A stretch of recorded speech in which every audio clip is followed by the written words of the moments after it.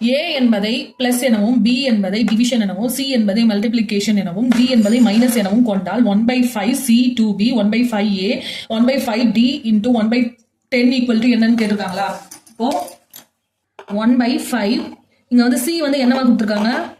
Multiplication. அப்போ multiply 2 into B வந்து டிவிஷனா divided 1/5 A வந்து பிளஸ் கொடுத்துருக்காங்க 1/5 D வந்து மைனஸ் கொடுத்துருக்காங்க. அப்போ 1/10 இதுதான் கேட்டிருக்காங்க. இப்போ இது வந்து சிம்பிளிஃபை பண்ணணும்.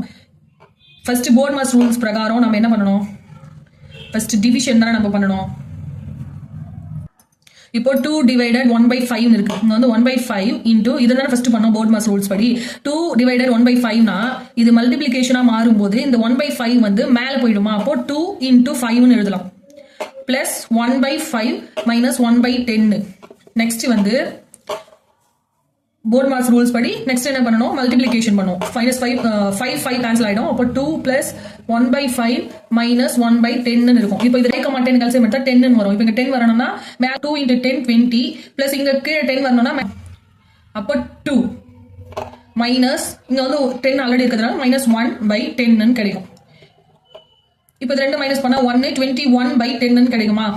இப்போ இதை கேன்சல் பண்ணா நமக்கு என்ன கிடைக்கும்? 2.1 கிடைக்கும். அப்போ இதுக்கான ஆன்சர் வந்து ஆப்ஷன் A 2.1.